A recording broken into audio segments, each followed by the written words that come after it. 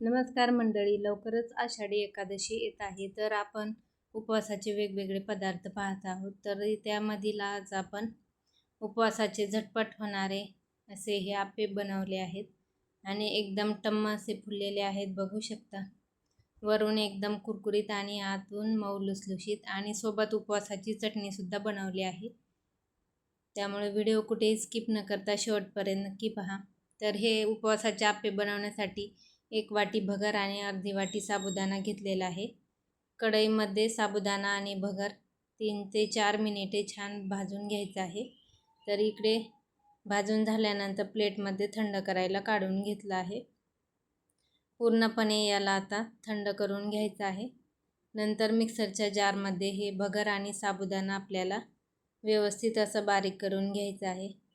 तर इकडे बघू शकता, मिक्सरमधून हे फिरवून घेतलं आहे.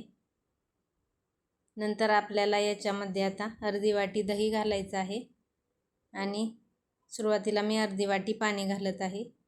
तर बारीक होण्यासाठी लागेल एवढं पाणी घालून छान स्मूथ अशी याची पेस्ट बनवून घ्यायची आहे.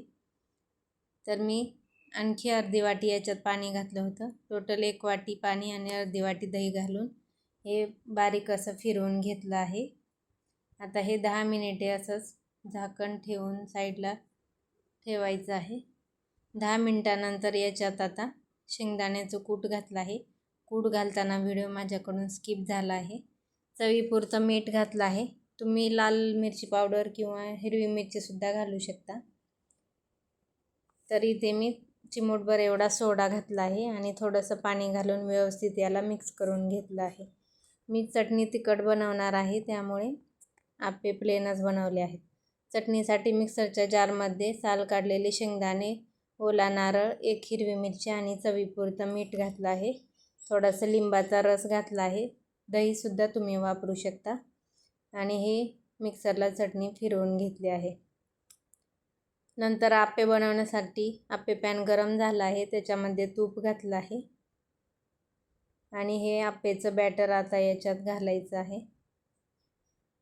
अगदी झटपट असे हे आप्पे तयार होतात. उपवासाला नेहमी खिचडी भगर खाऊ वाटत नसेल तर अशा पद्धतीने एकदम टम्म फुललेले उपवासाचे आप्पे नक्की बनवून पहा, खायला खूप छान लागतात. तर इकडे बॅटर घातलं आहे, वरून थोडंसं आणखी तूप सोडलं आहे. 5 मिनिटे याला झाकण ठेवून दिलं होतं. 5 मिनिटानंतर बघू शकता आप्पे एकदम टम्म असे फुलले आहेत. खालच्या साईडने सुद्धा व्यवस्थित असे भाजून घेऊयात. दुसऱ्या साईडनी पलटी केल्यानंतर झाकण ठेवायचं नाही आणि शेवटी मोठ्या गॅसवरती 1 मिनिटभर आपल्याला भाजून घ्यायचं आहे, म्हणजे आप्पे वरून एकदम कुरकुरीत राहतात.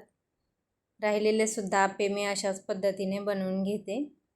तर दुसऱ्या बॅचचे सुद्धा आप्पे तुम्ही इकडे बघू शकता, एकदम टम्म असे फुललेले आहेत. तर सर्व आप्पे इथे बनवून झालेले आहेत.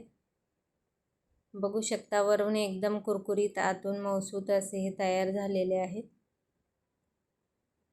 आतून सुद्धा एकदम जाळीदार असे झालेले आहेत.